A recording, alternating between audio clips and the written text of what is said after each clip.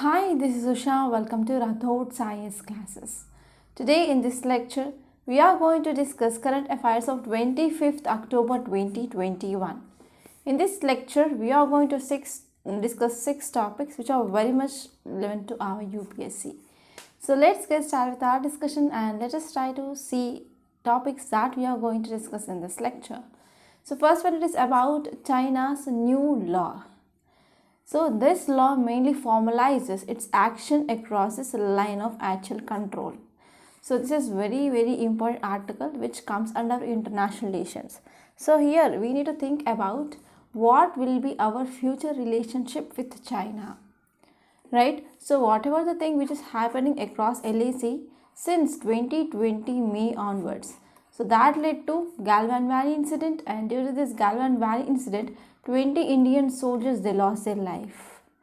And till now we went for different levels or rounds of talks between India and China, but there is no complete disengagement that is seen.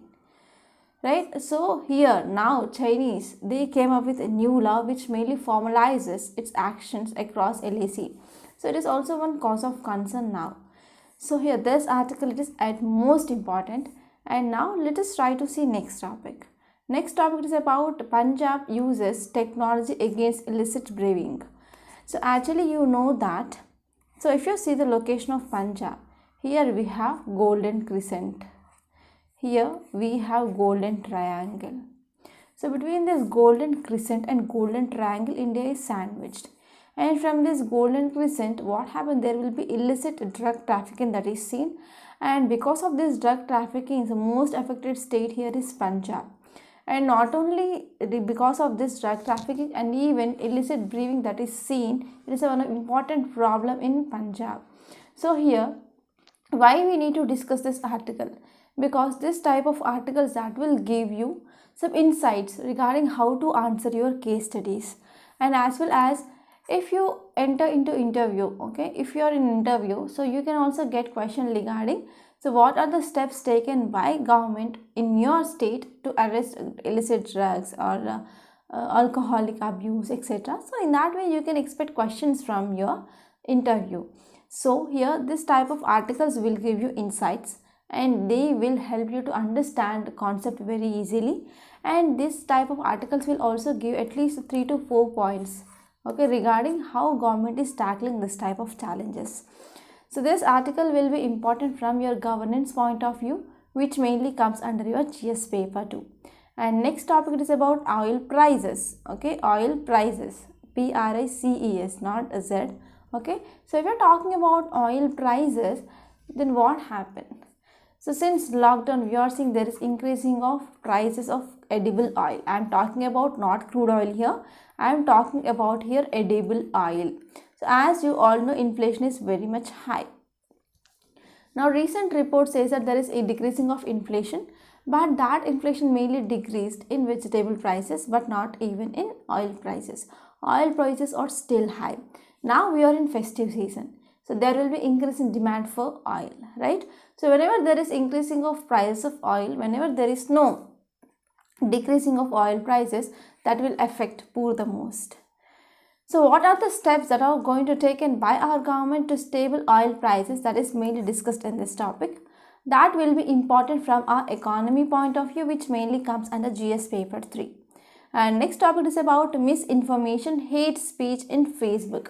So recently one report which released, it is mainly saying about misinformation and hate speech which is mainly spreading in Facebook.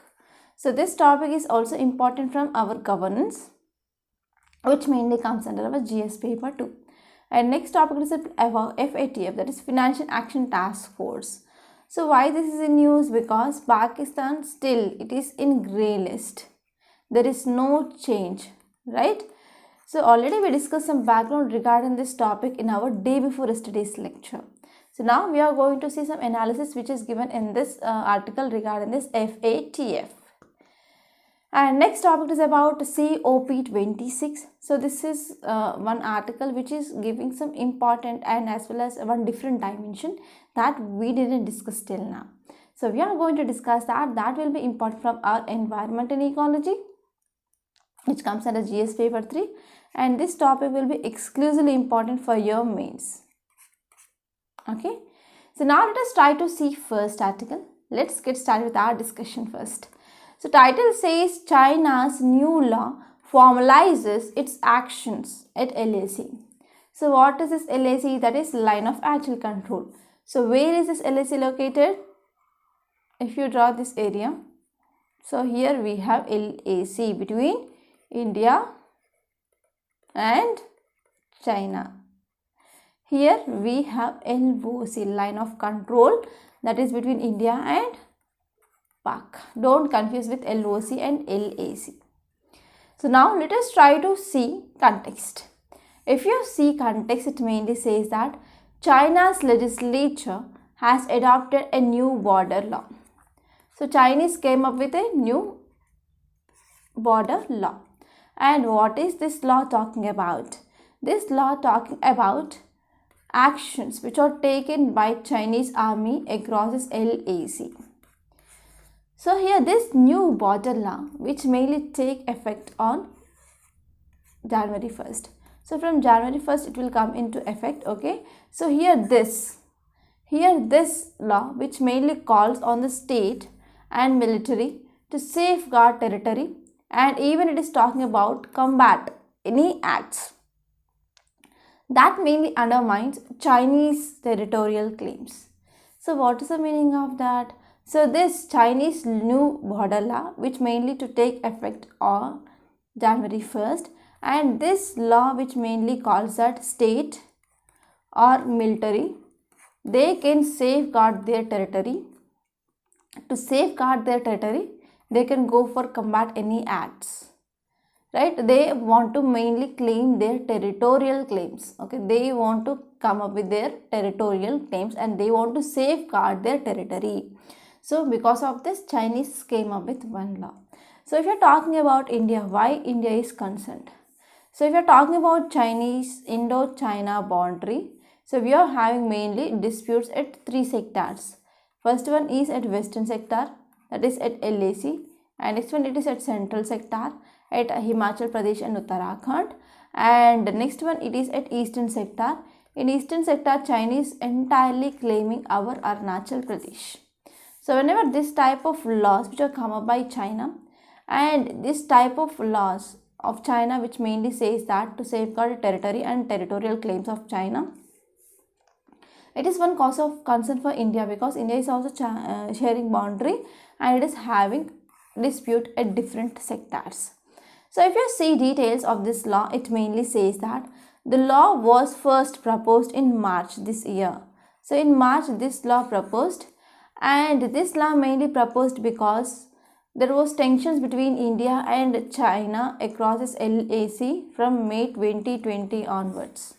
Okay, so from May 2020 onwards there was tensions between India and China which mainly erupted along this line of actual control. So along this line of actual control, People Liberation Army, that is PLA of China, which mainly mobilized two divisions in forward areas, and as well as they carried out multiple transgressions in this area, right? So since May 2020 onwards, here People Liberation Army. So People Liberation Army, it is nothing but PLA, which mainly mobilized two divisions in forward areas and also carried out multiple transgressions in this area. So if you go back to background here, China has unresolved border disputes, okay, not only with India but also even with Bhutan. And in 2017, if you have followed newspapers since 2017, and you might be also known about Doklam issue. Doklam, it is a tri-junction between India, Bhutan and China. So that area also there was military standoff that happened in 2017, right? So if you are talking about background, so China had unresolved border dispute with India and as well as Bhutan. So if you see, this new law mainly says that it would mainly formalize some of the Chinese recent actions in these disputed territories in both India and Bhutan. So in both India and Bhutan, so this law mainly formalizes the actions which are done by China here. especially in these disputed territories that are present between India and Bhutan along with this China. So in this China, which is having some territorial dispute with almost all the countries, actually almost all the countries which is sharing boundary, it is having disputes. Not only China which is sharing continental boundary, but even in the maritime space also it came up with 9 dashed line, and it is claiming many of islands which are present in the South China Sea, and it is also having disputes in this East China Sea as well. So in all these areas, China is having disputes with almost all the countries through which it is sharing its continental boundary and as well as maritime boundary. So here this new law which mainly formalizes some of these Chinese actions and as well as in disputes territories with both India and Bhutan. So this new law which mainly talks about formalizing of actions of China across boundary which is sharing between India and as well as Bhutan. So it also includes the PLAs, that is People Liberation Armies, massive trooping in forward areas along with the Indian borders, and as well as it is also formalizing multiple transgressions across this line of actual control, and it is also focusing on construction of new frontier villages across the border. So as we know, across the border of India and China near this Arunachal Pradesh, it came up with development of number of villages, and we got to know through satellite images, right? So in this way, this law also formalizing construction of new frontier villages across the border with Bhutan. So there is also one report that inside the Bhutan also Chinese came up with the development of one village. Okay, so we already discussed that topic, I think 4 months back. And next important thing here is the legislature, which is largely ceremonial and controlled by Communist Party of China. And this party mainly voted to adopt a new law on protection and as well as exploitation of countries' land border areas. So here, what is the meaning of this statement which is given in this article? So this article says that, so here now at present government of China which mainly passed or which mainly adopted a new law, and this new law mainly focusing on protection and exploitation of countries' land border areas. And if you see further, it mainly says that this law mainly stipulates that sovereignty and territorial integrity of this People's Republic of China, which is mainly sacred and inviolable. So it mainly says that, so this law which is mainly trying to protect sovereignty and as well as territorial integrity of China, right? And here this law also says that state shall take measures to safeguard territorial integrity, and as well as state can maintain its land boundaries, and state can guard against and as well as combat any act that undermines territorial sovereignty and land boundaries. Whenever any country which is mainly doing some harm, or whenever if there is any country which is mainly threatening the sovereignty and as well as territorial integrity of China, it can come up with some actions, and these actions mainly formalized through this act. And this act or this law which mainly also calls on the state to take measures to strengthen border defense, support economic and as well as social development, as well as opening of border areas. So if you see this point, I'm getting laughed because already Chinese are very much advanced than compared to that of India, and they will do infrastructure projects very fast. If they want to lay the road, they will be doing within 15 days or 1 month here. But if India want to come up with the same road, it will take some years together, right? So here this law which mainly calls that state to take measures to strengthen border defense and as well as support economic and social development. If you see in every area in border defense and as well as in economically and in social development, here China it is much forward than India, right? And next one is this law which is also talking about improving of public services and infrastructure areas. It is also focusing to encourage and support people's life and work there. And this law is also focusing to promote coordination between border defense, social and economic development as well. So this law also designates various responsibilities of military and various responsibilities of a state, and as well as council of the cabinet, okay, the council or cabinet. So there will be some various responsibilities that is given separately for military, state council and as well as cabinet here. And next one is, if you see one important article of this law, that is Article 22. So Article 22 of this law, which mainly says that PLA shall carry out border duties. PLA shall carry out border duties including organizing drills, and also it is also focusing on resolutely prevent, stop, and as well as combat invasion, encroachment, and as well as provocation and other acts. So these things, they are mainly said in this Article 22 of this law. So in this way, this law, which is mainly undermining territorial integrity and sovereignty of India rather than strengthening of territorial integrity and as well as sovereignty of China. So it is my view, and let me know your view in the comment box. Okay. And now let us move on to next topic. Title says Punjab uses technology against illicit brewing. So as I said earlier, this article, which is very much helpful to write your case studies in your ethics and as well as to answer your interview questions. Especially students who are from Punjab, they need to focus on what are the steps are taken by government against this illicit brewing. So this is especially for Punjab students. So even if Punjab students who are mainly preparing for state public service examinations also, you can get this type of questions in your mains and even in your interview. So now let us try to see this topic in a very great detail.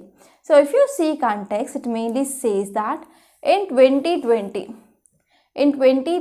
Punjab Excise Department launched one operation. So the operation name is Operation Red Rose. So how this operation is useful for UPSC students for their exam? So there will be a simple question like Operation Red Rose is seen recently in news. What it is related to? Right? So in this way you can get a simple question in your prelims. Okay. So this Operation Red Rose, it was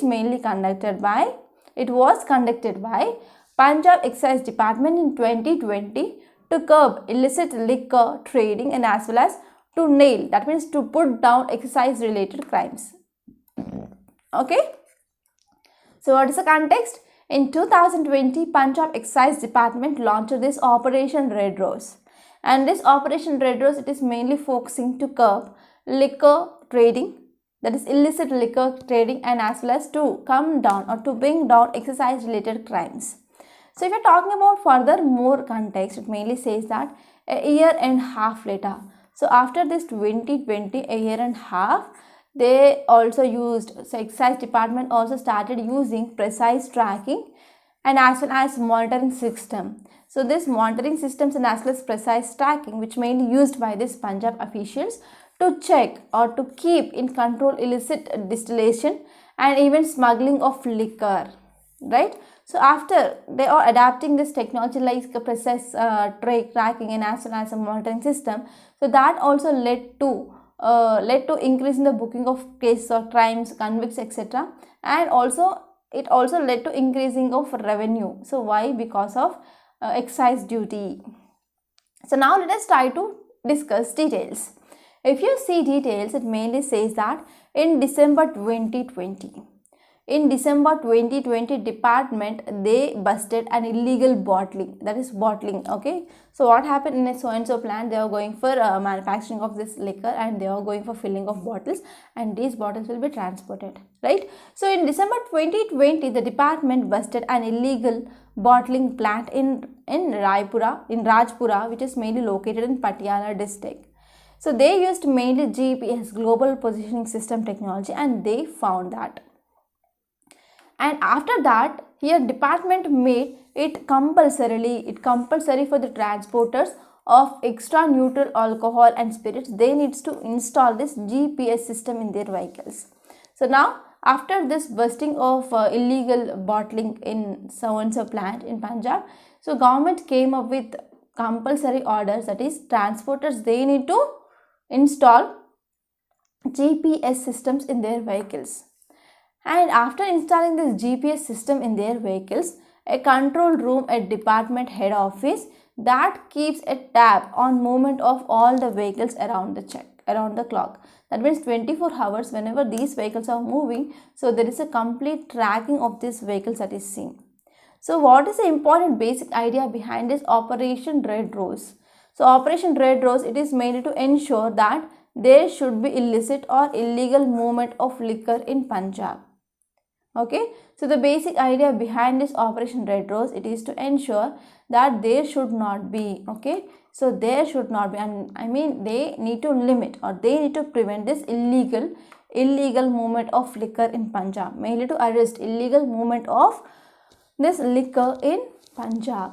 So the objective of this project, it is to keep an effective check on spurious and counterfeit liquor. That means if at all we are going for manufacturing of liquor and we are not paying any excise duty, but illegally we are mainly doing some business. So mainly to check spurious. Spurious means I can say that is low standard, okay, low standard, or we can say adulterated alcohol or low standard, and as well as counterfeit liquor, they need to be put in check. And also one important thing regarding this Operation Red Rose is to keep strict control over manufacturing units and as well as wholesale and retail chain, so that the quality of liquor is not compromised at any point. So if there is proper surveillance that is seen, or proper controlling of this manufacturing units and as well as wholesalers that is seen, means so there will be nothing like substandard or spurious or low quality liquor that will be circulating. So whenever people they are consuming this low quality liquor, that will have impacts on their liver, on their health finally. So under this operation, better coordination that is seen or developed among three wings. So whenever excise duty which is coming up with this type of initiatives which is not having support from civil administration as well as police, that will be not successful.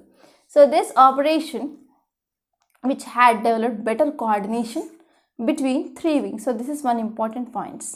And this one is the department has used several technologies, not only this GPS, but also they used flow meters in bottle plants, and that this will mainly helps to understand how much amount of liquor which is manufactured, which is going out or which is moving out of this so and so manufacturing unit.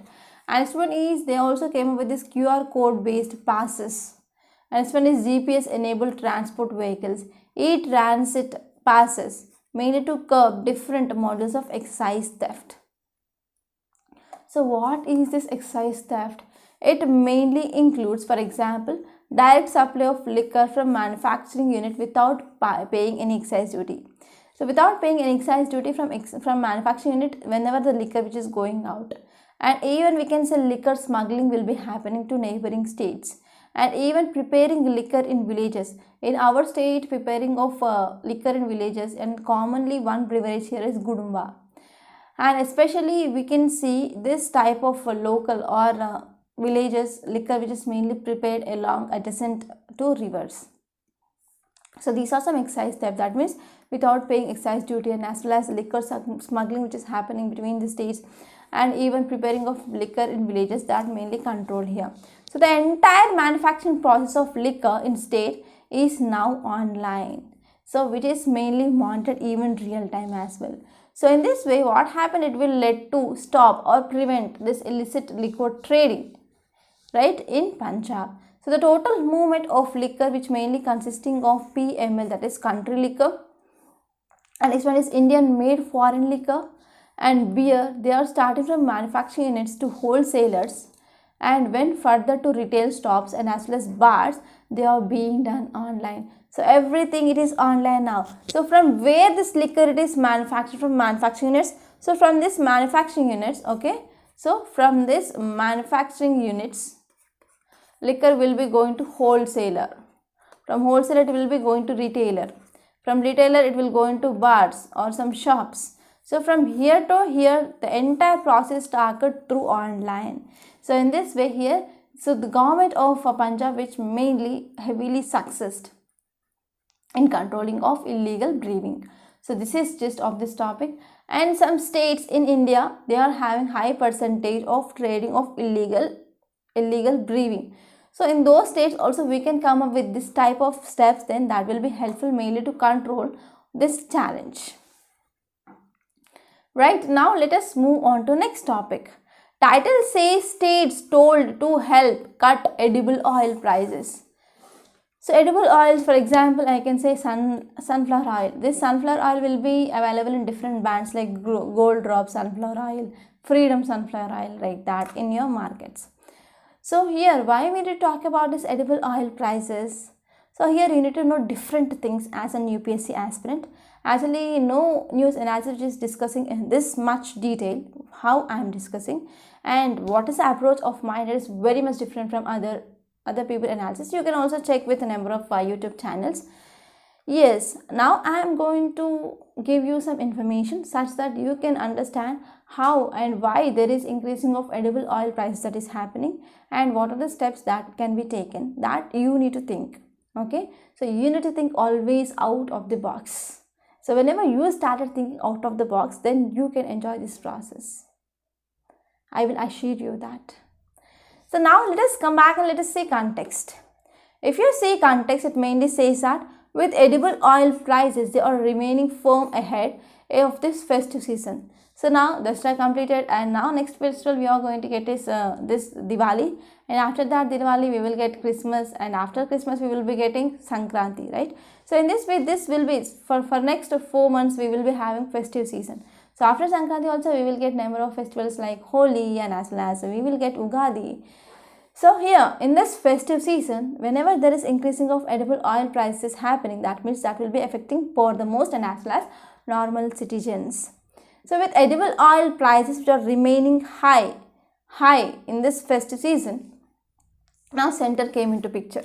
Yes, now center came into picture, and center urged states to take certain actions, that is suitable actions, to ensure lower prices for consumers, including a review of their stock holding limits. So here now center came into picture, and center entered, and center ordered states that state need to take some steps mainly to control the prices of this oil, and they need to focus on even stock holding limits.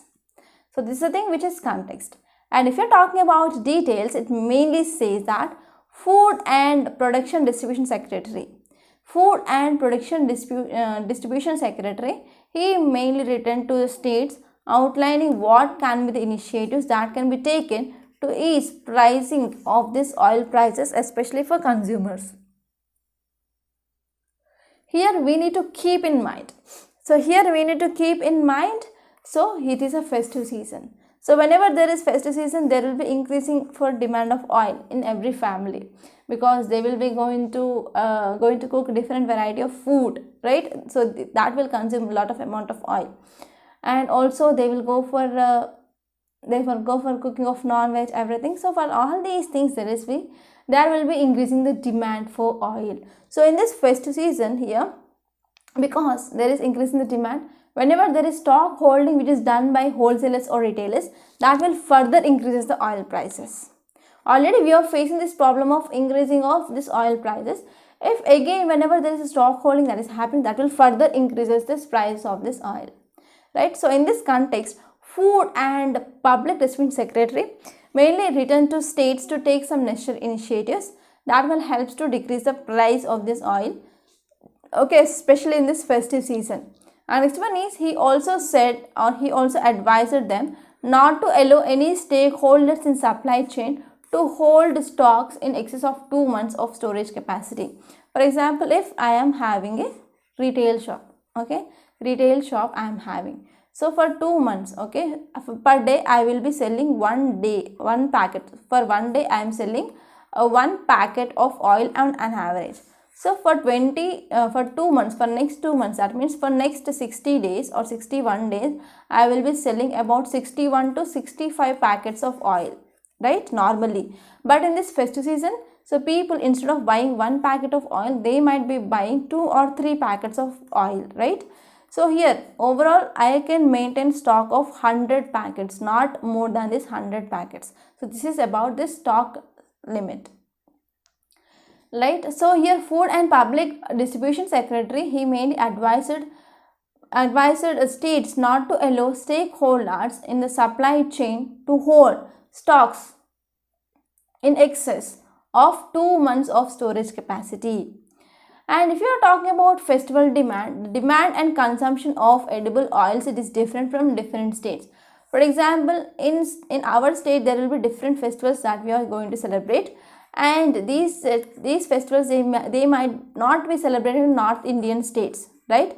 So because of this, what happened, the demand of this oil will be different from state to state. So because of this, it is responsibility of state mainly to take some steps to control or to ease oil prices.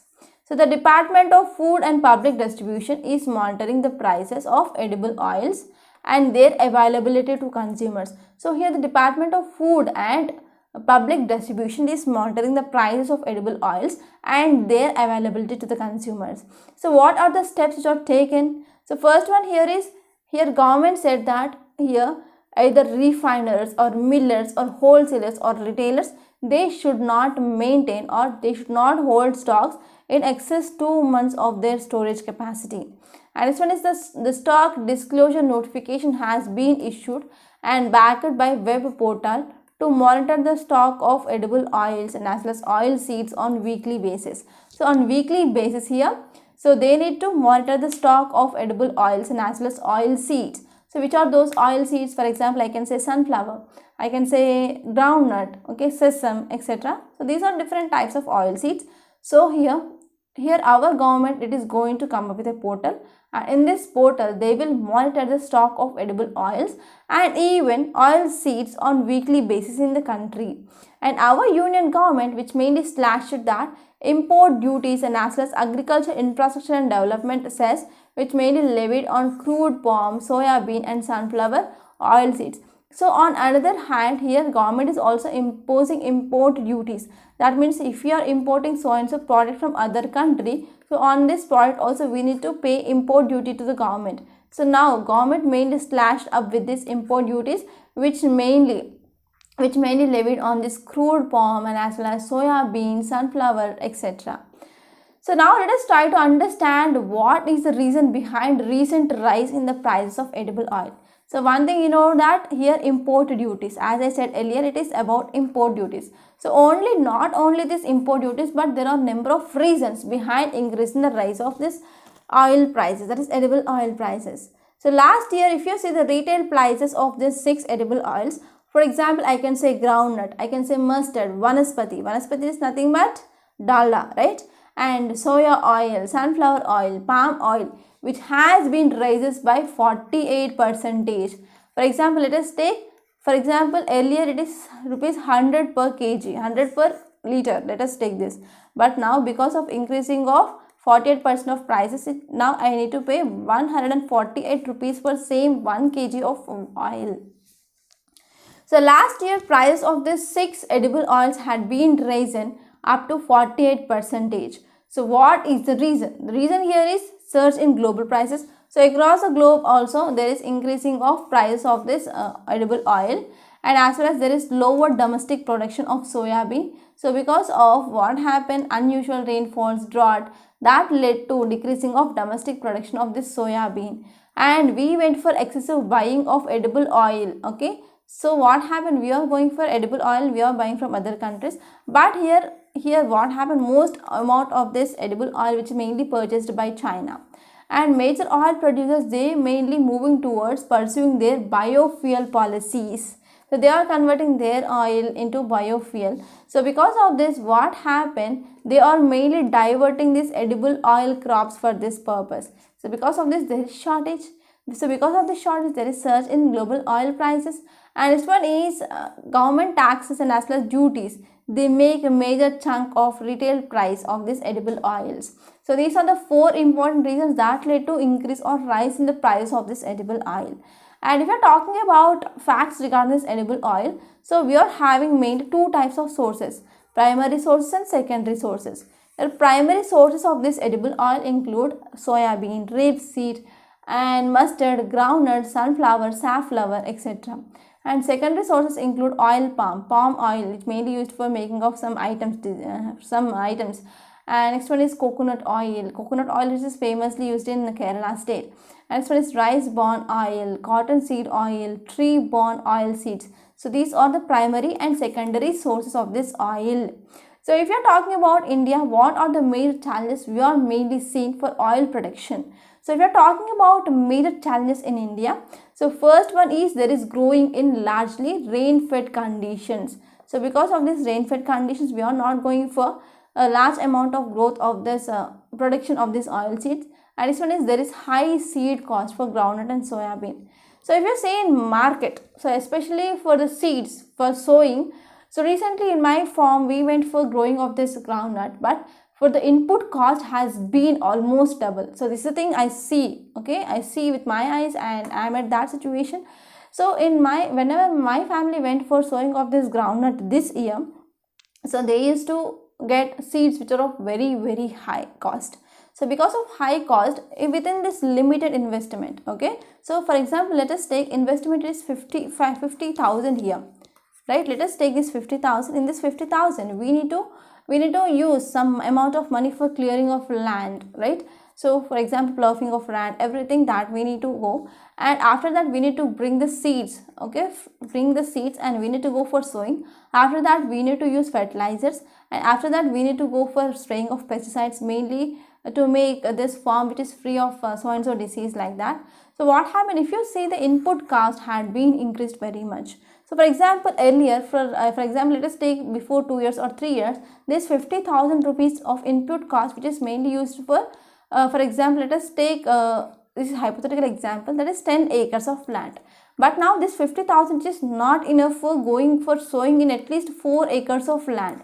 So in this, what happened? So input cost will be increasing. So whenever input cost is increasing, the area of cultivation will be decreased, and finally output will be decreased, right? So this is the problem that we are facing actually. So there is increasing of cost of this oil seeds, for example, groundnut as well as soya bean, a lot.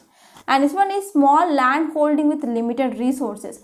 So here in India, farmers will be having very small land holdings. They will not go for using of technology much, right? There is also some limited resources that is present with farmers. And next one is there is low seed replacement rate and as well as low productivity. So these are some important challenges that we are facing in this oil seed production in India. So I hope this is very much clear. And now let us move on to next topic.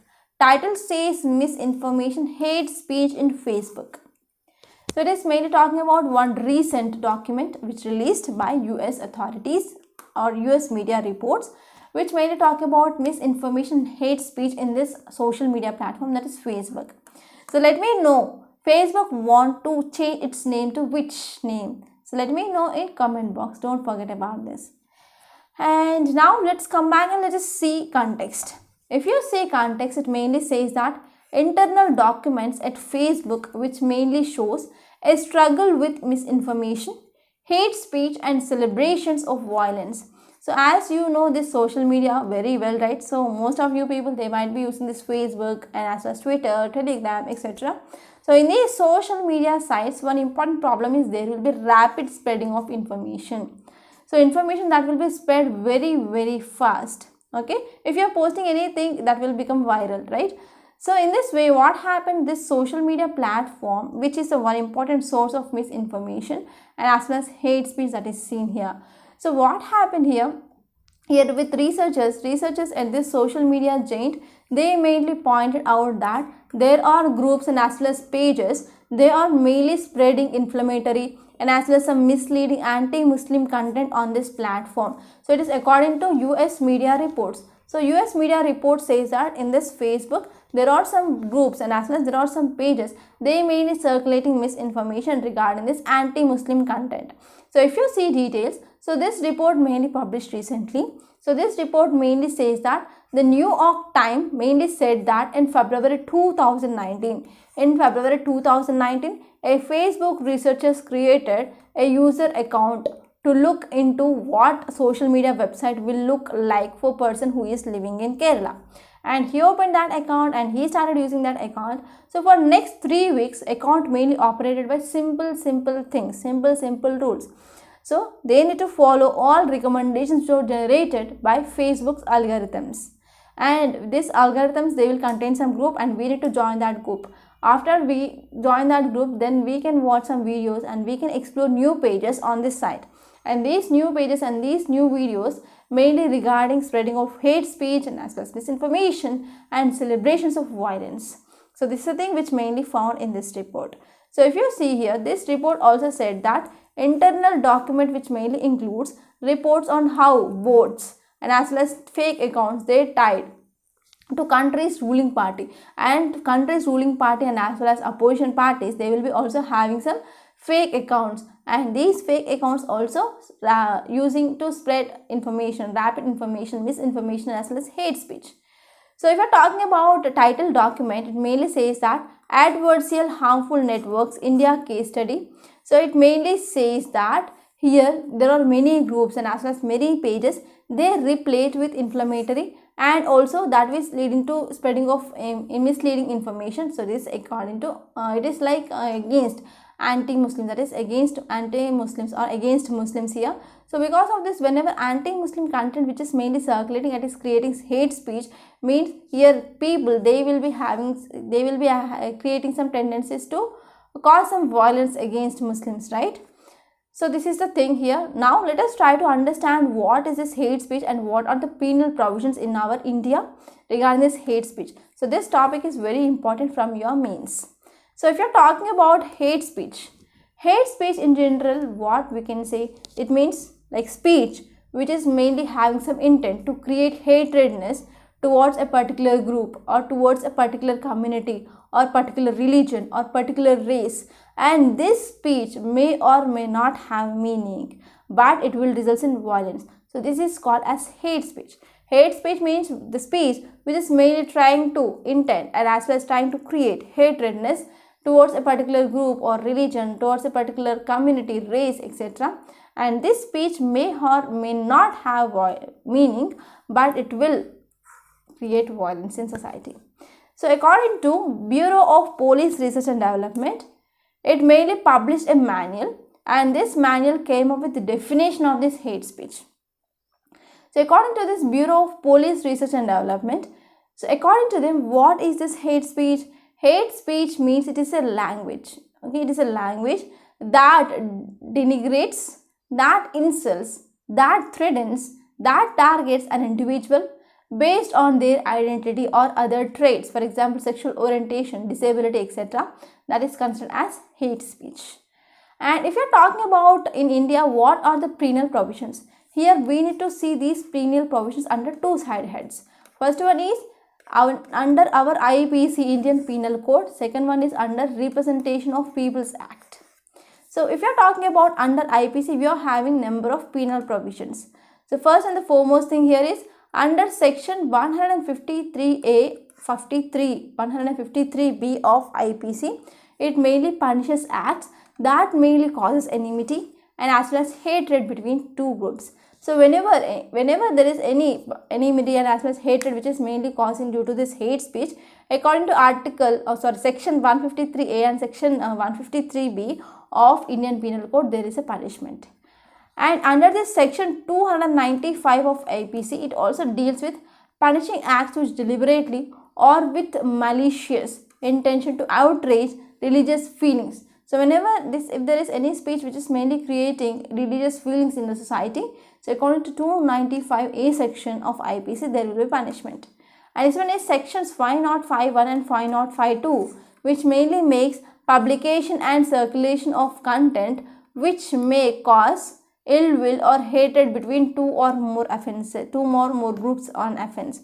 So here there are many sections like section 153A, 153B, 295A, 501, 5051, 5012. So these are mainly talking about this hate speech.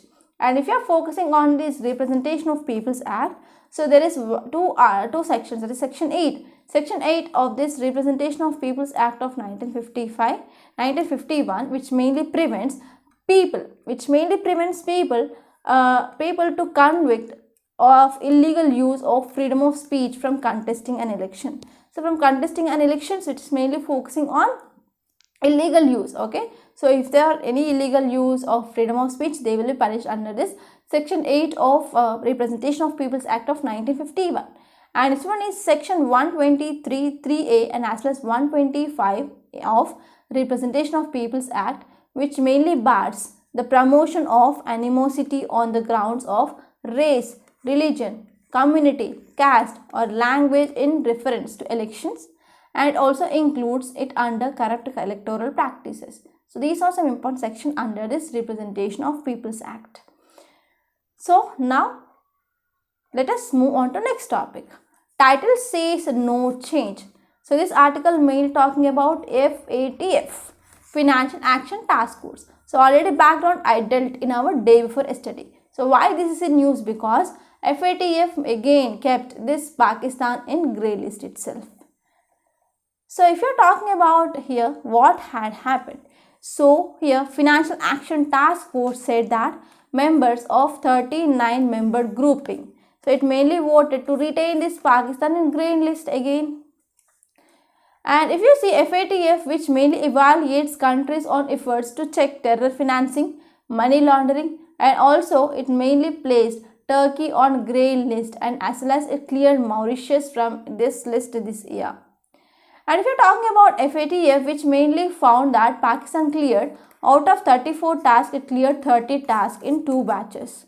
So one important thing here in the first batch here is Pakistan mainly failed to resolve single task in first batch regarding I can say like investigations, prosecutions that need to be done against senior leadership of United Nations designated terror outfits.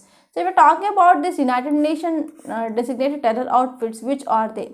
So first one here is I can say like Jaish-e-Mohammed, JEM, and Masood Azhar, Lashkar-e-Taiba, LET, Hayat Hafiz, okay, Hafiz Syed, and next one is Dawood Ibrahim and other command and control chiefs, etc. here. So those people, they are mainly responsible for 26/11 Mumbai attacks in 2008, and next one is aeroplane hijacking, IC-814 aeroplane hijacking in 1999, and these people are behind many attacks and also bombing in Jammu and Kashmir. So here because of this, it is one of the important disappointing matter I can say, like, because Pakistan also kept under increased monitoring of this FATF Financial Action Task Force from 2008, 2009, 2012 to 2015 and 2018 to 2021. So even though here FATF mainly failed to ensure that some of these leaders, they have been tried and convicted under this terror relating financing charges, etc. So this is one of the cause of concern now. So if you see other concerns, it mainly says that despite Pakistan's failure to fill its task list, FATF president has made it clear that they are not considering to place this Pakistan into blacklist. So this is also one cause of concern. And next one is FATF has also said that it will not remove Pakistan from grey list. Okay. So despite countries completing 26/27 original task. So if you're talking about need, what can be done? So we need proper investigation of Pakistan, and we need proper open-ended process, and we need to bring credible and as well as effective conclusion for this problem. And if you see, there are some developments that is seen in Afghanistan. So in light of developments in Afghanistan and some concerns, they are mainly seen the growth over this transnational terror groups, for example Al-Qaeda, LET, and as well as JEM, etc. So they are also taking some advantage of this Taliban takeover, and they will form safe havens in Afghanistan. So because of this here, FATF need to take more efficient options and more efficient actions, mainly to control these terror groups from accessing for this finances. Okay, so this is just of this topic. And now let us move on to next topic. Title says in Glasgow, all eyes on 2030. So this article is very interesting, I can say. So here author mainly says that this COP26 must focus on reducing of emissions, but rather than this net zero. So as of now, in many newspapers, they are saying that this COP26 mainly going to focus on this net neutrality. But others says that rather than focusing on this net neutrality, we need to focus on reducing of emissions. So now let us try to understand this topic in a very great detail, and this will be important from your mains. It will be very important from your GS paper 3 under environment and ecology. So if you're talking about this COP26, so the stage is set for this 26th Conference of Parties in Glasgow, right? So the major preparatory, it is one of the major preparatory conference and as well as bilateral meetings, they have been held mainly to persuade countries. So if you have completed your static portion under ethics, you will be having or come across this persuasion. So persuasion means we are trying to bring some change in people, right? So this is called as persuasion. So major preparatory conferences and as well as bilateral meetings, they have been held mainly to persuade countries to raise their emission reduction commitments, especially under their nationally determined contributions. And where this nationally determined contributions comes under our Paris Agreement. So already we discussed number of times regarding those NDCs. Now it is your turn to let me know what are those nationally determined contributions of India which mainly signed under this Paris climate deal. So let me know in comment box, don't forget about this. So now under this COP26, here many newspapers mainly release that they are going to focus on emission reduction commitments from the nationally determined contributions under this Paris climate deal. So if you're talking about net zero, what is this? That means amount of carbon dioxide or emissions which are released is equal to amount of carbon dioxide emissions which are absorbed, right? So media reports and as well as commentary in India and abroad mainly greeted this 6th assessment report of IPCC, which mainly released in August 2021, and this assessment report which mainly emphasized that to keep temperature rise within limits of 1.5 degrees centigrade of global emissions, and here these emissions that need to be reduced by 48% from 2010 level, that is 2010 levels, and the target here is 2030. Okay, so but one important thing which mainly said here is, so the fundamental principle, the foundational principles of this United Nations Framework on Convention on Climate Change, UNFCCC, which is mainly focusing on differential responsibilities, that is CBDR, that is common but differential responsibilities. So here this article says that one of the important foundational principles of this United Nations Framework Convention on Climate Change here is common but differential responsibilities, but this has been forgotten. So now let us try to understand what is this common but differential responsibilities. So to understand this, let us go back to our history. So what happened in early 18th century? In early 18th century, so many developed countries, especially European countries, they went for industrial revolution. So if you talk about this industrial revolution in India, we came up with this industrial revolution recently in 1990s, right? So in 1950s, okay, we got independence in 1947. So after that, we slowly and steadily developed our industries. And what happened in 18th century itself, in early 18th century itself, many developed countries, they came with industrial revolution. So because of this industries, they released lot of amount of emissions, carbon dioxide into atmosphere. But now these developing countries, they are releasing now, right? So if you say these developed countries and developing countries to stop these emissions, means it will be a great loss to these developing countries, because already these developed countries, they released as much amount of carbon dioxide emissions into atmosphere. They got money and they are developed countries and they will be idle now, right? So if we say those developing countries to cut their emissions, so it is well and good. But if the same thing, if we say do this developing countries and least developed countries to control or to curb this carbon emissions, means is it fair or not? Not, right? So because these developing countries, they are already facing number of issues in their countries, like we can say there will be poverty, hunger, malnutrition, right? So here these developing countries, they need to secure livelihoods and they need to provide some income for these peoples. Whenever they go for manufacturing, they can create jobs, right? So in these countries, in this context, we came up with this common but differential responsibilities.